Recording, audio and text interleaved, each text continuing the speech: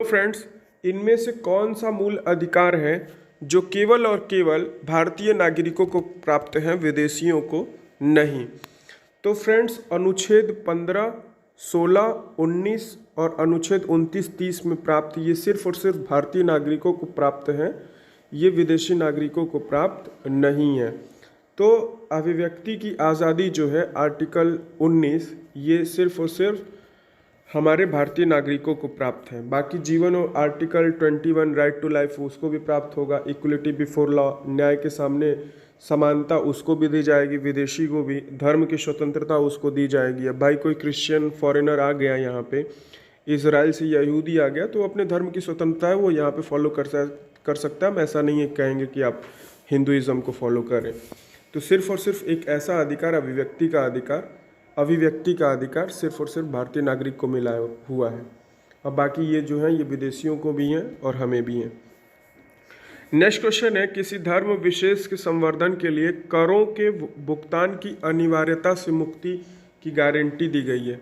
Friends, जब कभी हम किसी धर्म को मानते हैं तो उसको संपोषित करने का भी अधिकार है ना। उसके पोषण के लिए हम अपनी धनराशि दे सकते हैं और वो भी कर मुक्त होगी। तो वो अनुच्छेद 27 के तहत कोई भी धनराशि किसी धर्म को संपोषित करने के लिए यदि दी जाती है तो वो कर मुक्त होती है। अनुच्छेद 27 ये बात कहता है और ये MTS 2006 का सवाल है।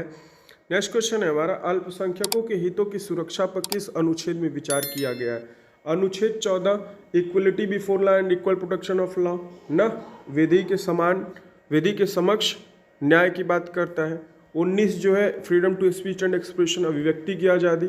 अनुच्छेद 32 जो है संवैधानिक उपचारों का अधिकार।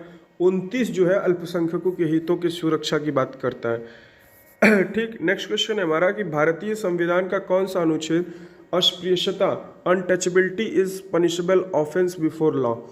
अनटचेबिलिटी जो है वो अनुच्छेद 17 में। अनुच्छेद 14 जो है विधि के समक्ष समानता।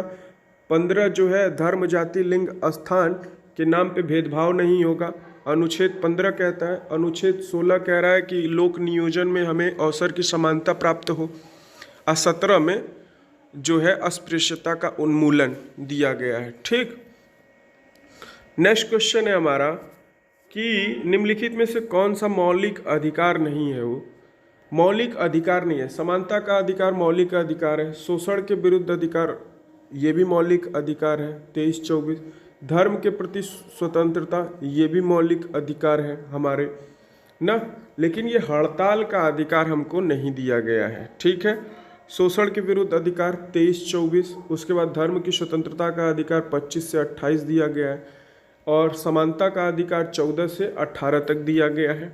नेक्स्ट क्वेश्चन है हमारा, कतिपय मौलिक अधिकार नहीं दिए जाते हैं। कतिपय, भारतीय संविधान में उल्लिखित मौलिक अधिकारों में कतिपय मौलिक अधिकार यथा वाक स्वतंत्रता आदि विषय कुछ अधिकारों का संरक्षक।